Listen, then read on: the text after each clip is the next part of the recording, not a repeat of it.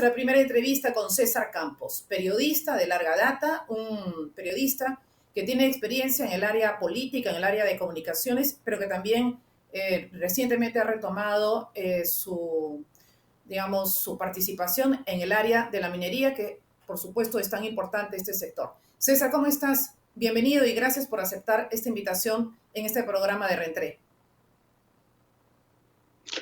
Muy buenas noches, Milagros, y de verdad es un grato honor estar contigo en este programa Reestreno. Gracias. César, infelizmente a esta hora, 8 de la noche y unos minutos más en Perú, tenemos que dar cuenta, 8 y 8, tenemos que dar cuenta de, lamentablemente, la realidad es esta. Como tantos otros países, pero ahora nos compete hablar del Perú, los problemas son sociales, económicos, políticos, y atraviesa el tema del pandillaje, del pillaje, que se cruza con las protestas auténticas de la sociedad, naturalmente por todo el tema económico, fundamentalmente. Tu lectura es que las calles lograrán lo que no el Congreso.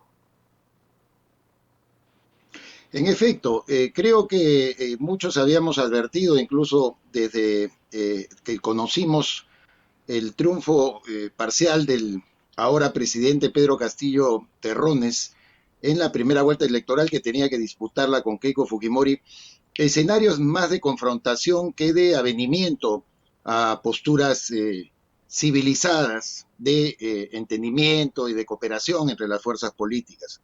Yo sostuve precisamente en un programa de televisión esa misma noche de la primera vuelta electoral que la calle iba a ser muy determinante, puesto que lo que veía lamentablemente era la posibilidad de o el triunfo de una alternativa polarizante como era la de Pedro Castillo, pero también lo hubiera sido de alguna u otra manera, según mi punto de vista, el de Keiko Fujimori, pese a los esfuerzos que esta última podría haber realizado siendo presidenta para llamar a las fuerzas políticas a tener una base de entendimiento entre todas.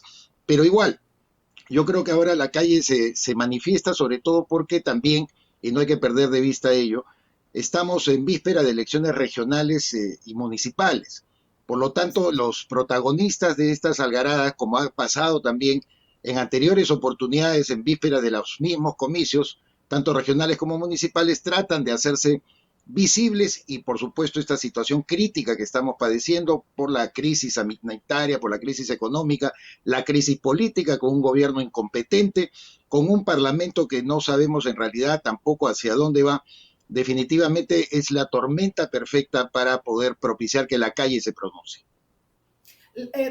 Es una impresión mía, o tal vez podamos compartir, César, lo siguiente.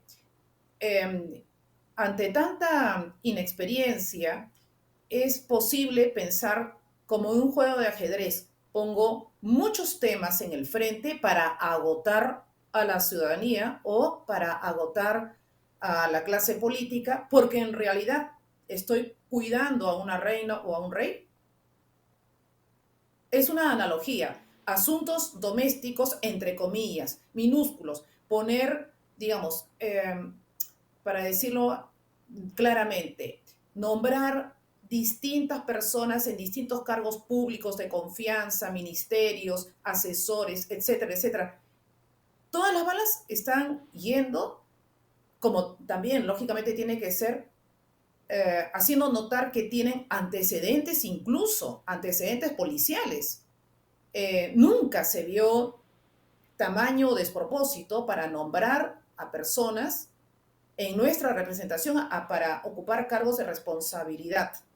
Da la impresión que todo ese frente se quiere poner, todo eso para desgastar, digamos, a la población. ¿Compartirías esta impresión?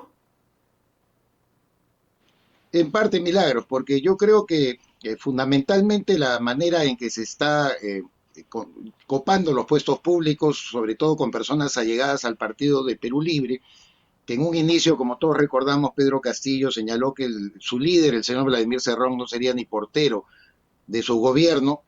Pasó la etapa de la presidencia del Consejo de Ministros de Mirta Vázquez, que estaba más bien ligada a Juntos por el Perú, a Verónica Mendoza. hubo una puja interna, un ajuste de cuentas en donde finalmente se volvió a imponer Vladimir Cerrón. Y Vladimir Cerrón, desde un principio, muchos analistas lo dijimos, tiene muy claras las cosas y muy claros sus objetivos. Él es un militante marxista-leninista formado en Cuba y sabe que la operatividad política también nace de la ocupación de puestos claves en el sector y en el aparato del Poder Ejecutivo, en el sector público. Por lo tanto, cuando él ha puesto la mira, por ejemplo, de energía y minas, le ha puesto la mira también al propio sector de vivienda y construcción, cuando le ha puesto la mira a transportes y comunicaciones, donde se están nombrando gente de Perú Libre, lo que les importa a ellos, más allá del currículum impresentable que tienen estas personas, es que ahí calcen los operadores políticos. Yo por eso te aludía a las elecciones regionales y municipales, que yo creo que son fundamentales para ellos. Fundamentales porque no es que vayan a ganar muchos puestos, sino que van a tratar de subordinar a todos los nuevos gobernadores, a todos los nuevos alcaldes, siempre en la línea de lo que el Poder Ejecutivo, con la disposición del presupuesto público que hace y de los recursos fiscales, pudiera dotarles de mayores beneficios a aquellos que son leales. Eso ya lo hizo Hugo Chávez en su momento en Venezuela, es decir, cuando Hugo Chávez perdía su partido, alguna elección él paralelizaba con otra institución y la dotaba de mayores recursos, y la gente en eso ya no reflexiona más profundamente en términos políticos, y bueno, le conviene más bien respaldar a aquellos que tienen los recursos y que tienen la sartén por el mango. Yo creo que eso no debemos perder de vista. A ellos les importa un comino que la prensa denuncie los antecedentes, porque hasta todo esto se ha venido normalizando. Lo que antes pudiera haber producido renuncias, vacancias y todo, ahora ya no, simplemente la sinvergüencería se ha normalizado y ellos siguen haciendo lo que le da la gana. Ya se descubrió, por ejemplo, que la ministra de Trabajo, Betsy Chávez, había plagiado su tesis, y este último fin de semana se ha conocido que el señor Serna, ministro de Educación, también ha plagiado en un 70% su tesis doctoral. ¿Y qué contesta el señor? Contesta que le tiene que pedir más bien a la conductora del programa de televisión y a la periodista que hizo el reportaje sus respectivas tesis universitarias para saber si han plagiado también. Es una sinvergüencería sin límites que yo me temo que ya está normalizado. Por lo tanto, ese copamiento de los puestos públicos solamente les interesa para nombrar a la gente que son sus operadores políticos. ¿Te parece que el círculo es, digamos, no cerrarse, pero en todo caso este ejemplo se va a replicar? A ver, Bolivia, Venezuela, Perú, Chile. ¿Podríamos continuar así y podríamos ir a otros vecinos?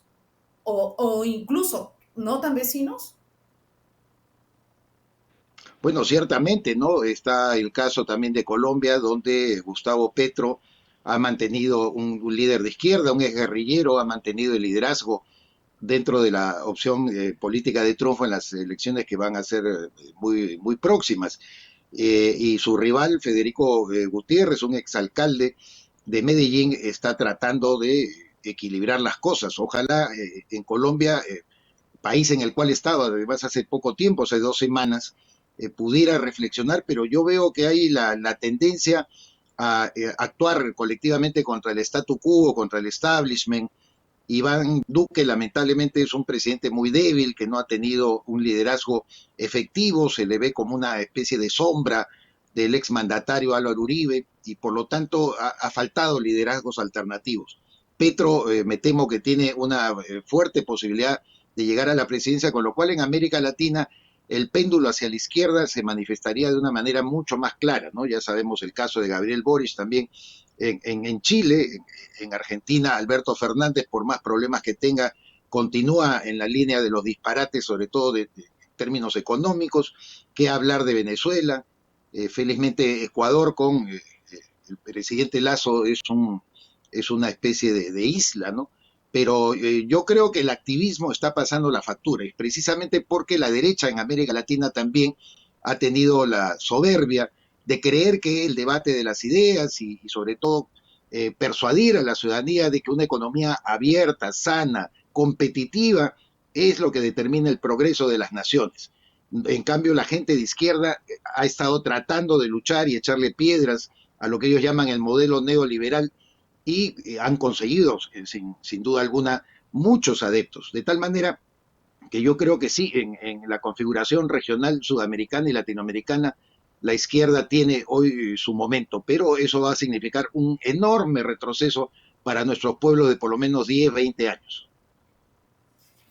Justamente tú has abordado un tema que también lo había pensado. Si estamos en esta posición, es responsabilidad de los partidos políticos, porque para ser sinceros, no creo que los que nos están viendo o escuchando ahora mismo sientan que esos parlamentarios que están ahora en el Congreso de la República tengan esa representación de ellos, ¿no?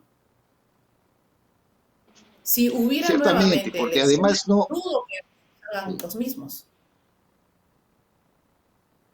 no hemos atacado el origen de todos estos problemas, Milagros. La reforma política en el Perú ha sido incompleta.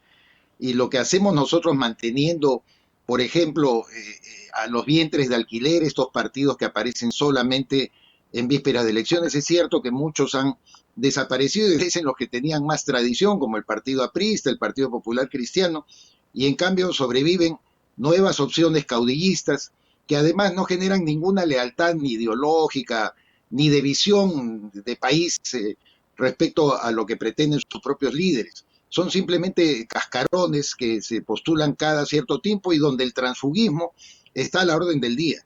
Tú antes tenías, por ejemplo, como decano, el más antiguo, digamos, de los parlamentarios en el Congreso de la República, a un Víctor Andrés García Belaúnde de Acción Popular, que siempre fue de Acción Popular, nunca se apartó de Acción Popular y siempre levantó la bandera de Acción Popular. Le gusta o no le gusta a la gente, porque no, yo no estoy diciendo si el señor García Belaúnde era el mejor o no parlamentario, era el más antiguo. Hoy a quién tenemos como el más antiguo de los parlamentarios, Enrique Huón Pujada, que fue diputado aprista, luego se pasó en el fujimorismo a Vamos Vecino, estuvo también en Chimpún Callao con el señor Alex Curi, se pasó también a otro movimiento, pasó por Solidaridad Nacional y hoy lo vemos como un líder de Podemos y sentado en la mesa directiva del Congreso. Esa clase de sinvergüencería política también la hemos normalizado. Y tú tienes la razón en el tema de que los partidos, ellos mismos, después de la caída de Fujimori, porque fue con el Fujimorismo que empezó esta decadencia del sistema representativo de partidos sólidos,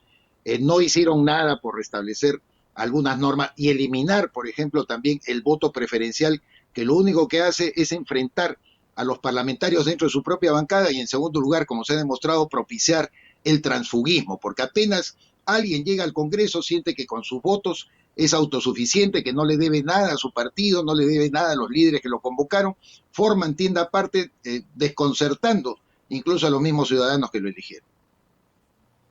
César, te agradezco muchísimo esta lectura, la impresión en la que todos debemos tomar mucha atención y hacer pues un mea culpa y tratar de buscar las personas más idóneas.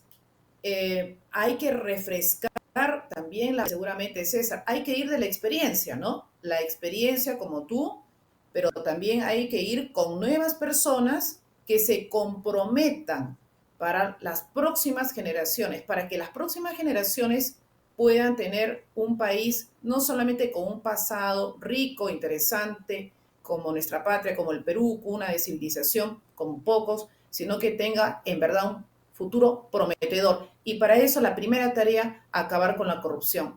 Te agradezco y te comprometo para estar en una próxima oportunidad para dar luces sobre estos temas, ¿sí?